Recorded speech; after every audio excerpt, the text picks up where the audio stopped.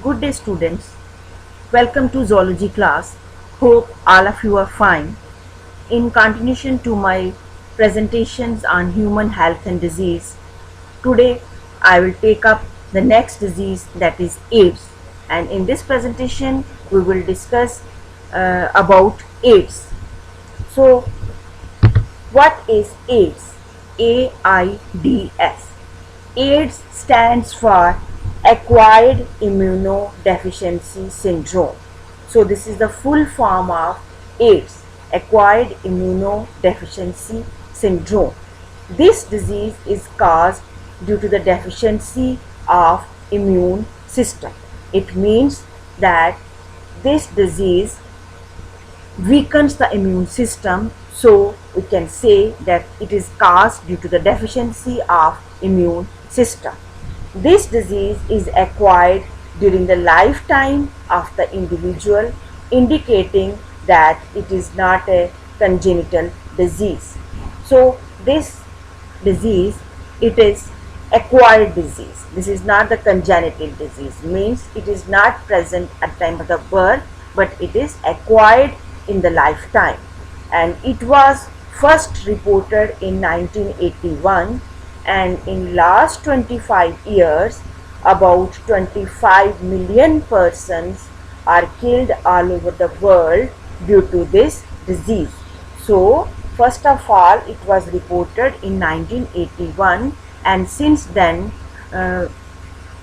25 millions they are killed all over the world in the last 25 years due to AIDS. And this disease is caused by a virus, that is the HIV virus, and the other names of the AIDS virus are HTLV3, human T lymphotropic virus 3, and the second name is LAV, lymphadenopathy associated virus. So these are uncommon names of AIDS virus, but the common name of AIDS virus is HIV. So we can say that the causative organism of AIDS is HIV, and the full form of HIV is human immunodeficiency virus, HIV. So AIDS is an immunodeficiency disease, and it is caused by HIV, and the full form of HIV is human immunodeficiency virus, and it is a retrovirus, means that it is an RNA virus having two similar strands of RNA as their hereditary material and in the genome, and it is enclosed by protein coat.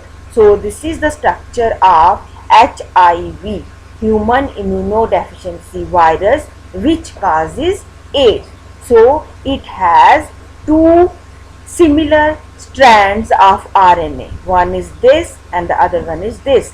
These are two similar strands of RNA, and this is enzyme reverse transcriptase. This is reverse transcriptase of this RNA strand, and this is the reverse transcriptase of the other RNA strand, and it is covered by the capsid, and its envelope is made up of the proteins, and these are the glycoproteins which cover the HIV virus. So we can say that AIDS is caused by the HIV virus. It is a common name, and its full form is human immunodeficiency virus. It has two similar strands of RNA as their hereditary material, and which is enclosed by the protein coat. So this is the structure.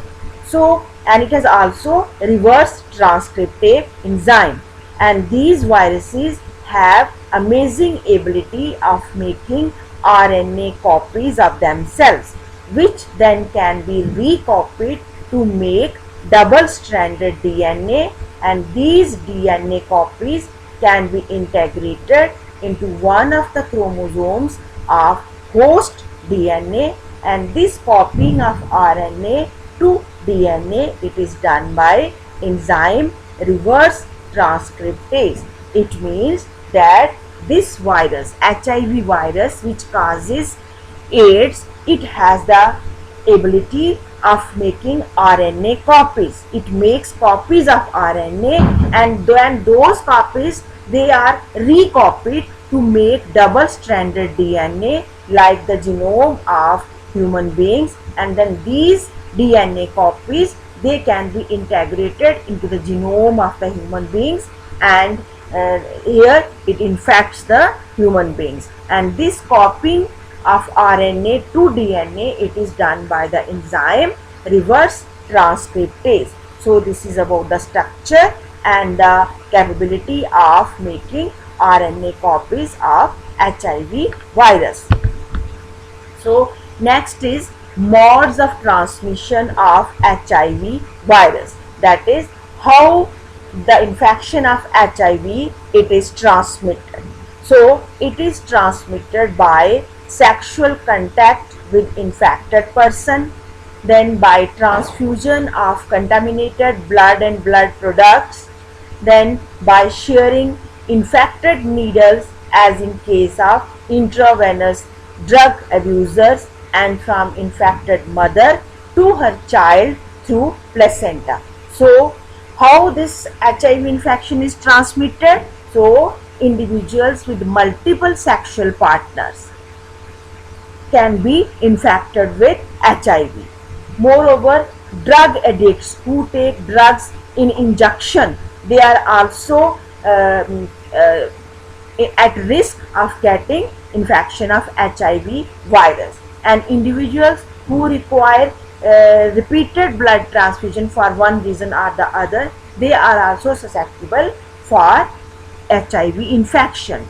And HIV infection can also be transmitted to the children born to the HIV infected mother through placenta, and these persons, they have the high risk of getting the infection and they can be infected with HIV.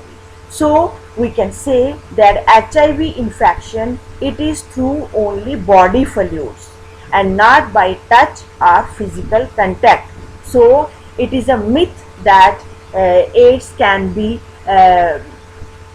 HIV infection can be transmitted by touch or physical contact. No, it is caused by only body fluids, and it takes few months to few years, maybe 5 to 10 years between getting infection of HIV and then appearance of AIDS symptom. So there is a time gap. You may get infection of HIV virus and the symptoms may arise after some years. So which people are at high risk groups? These are homosexual men, then bisexual men, and individuals who have multiple partners, and male and female intravenous drug users, and individuals who require repeated blood transfusions, and children born to HIV infected mothers. So these persons, they are at high risk of getting HIV infection. For example, the persons who have multiple partners, are drug users, are individuals who require repeated blood transfusion, are the children born to HIV infected mothers. So these people, they are at high risk of getting HIV infection. So what are the symptoms of AIDS? So people infected with AIDS virus may remain well even after infection, and symptoms may take from few months to many years to appear. As I have already told you that AIDS virus infects a person, and he or she can remain well even after the infection, and symptoms may appear after few months or after few years. And when AIDS virus enters the bloodstream, it begins to attack certain WBC, and those are the T helper cells. They destroy the immune system, and then many systems appear. So what are the symptoms of AIDS? Bouts of fever, diarrhea, weight loss, loss of appetite, decreased count of blood platelets, swollen lymph nodes with fever. Then there is cough, which is associated with difficulty in breathing, and there is sweating at night, and the person feels tired every time. So AIDS virus may attack nervous system also, and it causes damage to brain and leading to memory loss, loss of coordination, partial paralysis, then mental disorder and loss of ability to speak and think. And since AIDS virus destroys the immune system of the body, the person becomes susceptible to other infections like infection of bacteria, fungi and protozoans, and then he or she can lead to diseases like pneumonia, tuberculosis and even certain type of cancers. So the person who gets the infection of HIV virus, he or she shows the symptoms like fever, diarrhea, weight loss, loss of appetite, then decreased amount of blood platelets, then cough associated with breathing problem, then sweating at night and feeling tired every time. And AIDS virus can also attack nervous system, which can lead to damage to brain, and then memory loss and loss of coordination, paralysis may occur, and mental disorder may occur, and there is loss of ability to speak and think even. And so we can say that the AIDS virus, as it attacks the T helper cells, means WBC cells, so it weakens the immune system and it destroys the immune system, and the person which has the weak immune system, he or she is susceptible to many infections of bacteria, fungi or any protozoan, and so any disease can affect that person who is suffering from AIDS. So these are the symptoms of AIDS. Then how the infection of HIV is transmitted. So I will tell you that HIV attaches itself and binds with the plasma membrane of the T helper cells, and then HIV enters the cell and uses a special enzyme called reverse transcriptase to make a DNA copy, and that copy is called as the copied DNA of the genetic material. And then this single stranded DNA which is copied, it replicates and it produces double stranded DNA. And now double stranded viral DNA, it integrates into host cells DNA, and where it directs the production of viral RNA. And now it gives rise to many viruses, and these viruses are released from the host cell and before the cell dies, and then this infected cell acts like the HIV factory, and then HIV so formed, it attacks more T helper cells, and this process is repeated, leading to decrease in the number of T helper cells, and so HIV weakens the immune response of the body. So how the infection of HIV is transmitted? First of all, HIV attaches itself with the plasma membrane of the T helper cell, which is the WBC, which is responsible for providing immunity to a person. And then HIV enters that cell and it uses its reverse transcriptase to make a copy, and then that copied RNA, it becomes double stranded DNA, and then this double stranded copied or viral DNA, it is integrated into the DNA of the host in which it is infected. So it transmits the production of viral RNA, and now it gives rise to many viruses, and these viruses then they are released from that host cell, and now that infected cell is a HIV factory, and now this virus, it attacks other T helper cells, and then this process is repeated, and so it leads to decrease in the number of the T helper cells, that is WBC cells. and so in this way HIV weakens the immune response of the body.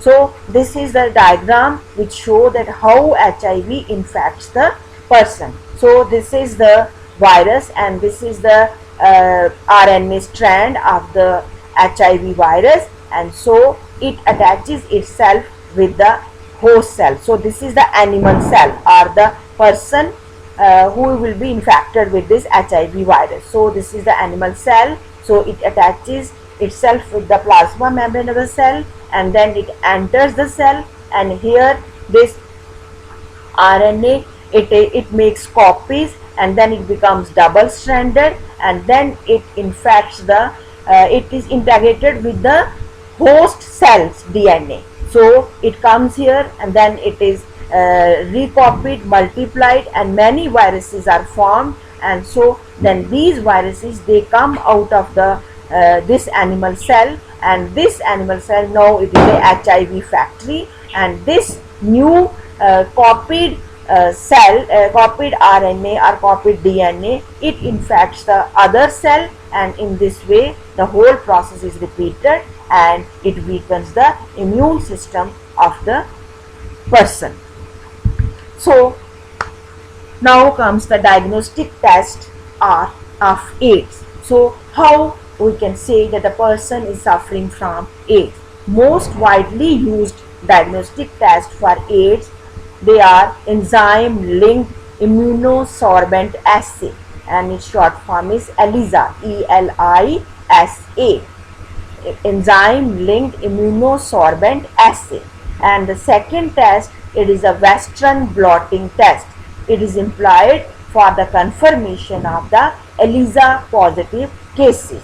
In case a person is ELISA positive, in that case the second test, that is a Western blotting test, it is done to confirm the disease called AIDS. So first is the ELISA test.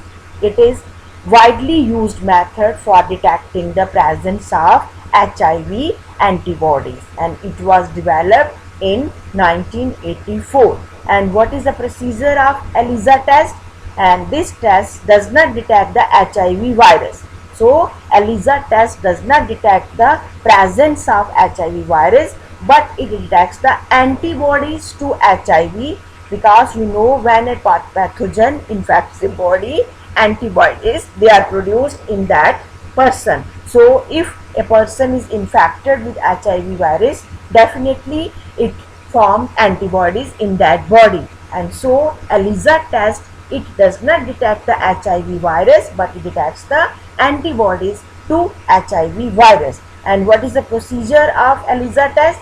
The blood, in this procedure, the blood of the patient is taken and serum of blood is separated. Now you know that blood is consisted of blood plasma, and in which there are present WBCs, RBCs and blood platelets. And if we remove these RBCs, WBCs and blood platelets, there remains the blood plasma. And if from the blood plasma, if we remove the fibrinogen, which is the clotting factor of the blood, if we remove the fibrinogen, the remaining part that is left, it is known as the serum. And for ELISA test, that serum is collected from the patient, and the serum is applied to ELISA plate on which unactivated HIV antigens are bound. And when the serum is separated from the blood of the patient, then this serum is applied to ELISA plate, and on that ELISA plate there are present HIV antigens which are unactivated. If the patient has been exposed to virus before, he or she will have antibodies for it in the blood, and these will bind to HIV on plate. So what happens then when patient serum is exposed to ELISA plate which contains the unactivated HIV antigens, then if he or she is exposed to HIV virus, he will have antibodies for it in the serum, and those antibodies they will bind to the HIV antigen, unactivated HIV antigen on the plate, and these bound antibodies, they can be detected by an antibody enzyme solution, for which the sample is mixed with antibody enzyme solution, to which only HIV antibodies will attach. Now, after putting the serum of the infected person on the ELISA plate containing unactivated HIV antigen, then that serum, it is which has bound antibodies on it, it can be detected by the antibody enzyme solution. So the sample is mixed with antibody enzyme solution, and if it contains the antibodies, then these antibodies, they will attach to this solution, and we can know that this serum contains the antibodies for HIV virus. So finally, the slide is treated with another enzyme, and if it turns a specific color, it contains HIV antibodies. If no antibodies to HIV are present, there will be not any color change in the patient's blood sample. Now, after treating with the enzyme solution, then the slide is treated with another enzyme, and if in this enzyme it turns the color is changed, it means it contains HIV antibody, and if there is no change in color, it means there are no antibodies to HIV. So this is the procedure of the ELISA test, which is done as preliminary test for AIDS. So for example, if a person's ELISA test comes positive, then there is performed a second test that is known as Western blot test or Western blotting test. So Western blot test is conducted for confirmation of cases that shows positive ELISA test. So for confirmation, this Western blot test is done in case of AIDS patient, and this test helps to detect HIV protein for which antibodies are present in the serum of the patient. So this is the confirmatory test for HIV virus or AIDS. So how to prevent AIDS? So we can prevent AIDS by educating the people to generate awareness among them, and by National AIDS Control Organization and other non-governmental organizations, NGOs, we can educate people about AIDS. And WHO, it has started a number of programs to prevent the spreading of HIV infection, which includes that WHO makes sure that the blood in the blood banks, it should be safe from HIV, and it also ensures the use of only disposable needles and syringes in public and private hospitals and clinics. And then there is free distribution of condoms, that is contraceptives, and controlling drug abuse, that is the nuisance of drug abuse is also controlled. Then to some extent AIDS is prevented. Then WHO also advocates safe sex and promotes regular checkups for HIV in susceptible population. So regular checkup also prevents the transmission of AIDS. Infection with HIV or having AIDS is something that should not be hidden, so the infection may not spread to many more. Once a person has a risk of getting AIDS, then the HIV infection should not be hidden, it should be treated so that the infection may not spread to many more people. So what is the control of AIDS? So treatment of or control of AIDS with antiviral drugs, it is only partially effective because they can only prolong the life of patient, and these antiviral drugs, they cannot cure the patient. It is not the treatment, it only prolongs the life of the patient. Until date, there is no known cure for effective treatment of AIDS. So there is no known treatment for AIDS, but only antiviral drugs are given, which can only prolong the life of the patient. And most individuals with full-blown AIDS, they die within 3 years after infection. So AIDS is a very fatal disease, and it has no proper effective treatment. It has only antiviral drugs to prolong the life of the patient to some extent. So we can say that prevention is always better than cure. We have to prevent AIDS, and so because we don't have any treatment, so it is better to prevent it. So this is all about the AIDS, its symptoms, its mode of transmission, the how HIV infects the person, then what are the control measures and what are the preventive measures. So this is all about AIDS, and today's presentation you have to go through this whole of the presentation. You have to prepare notes for that, and if you have any doubts you can discuss me on the WhatsApp group. Thank you.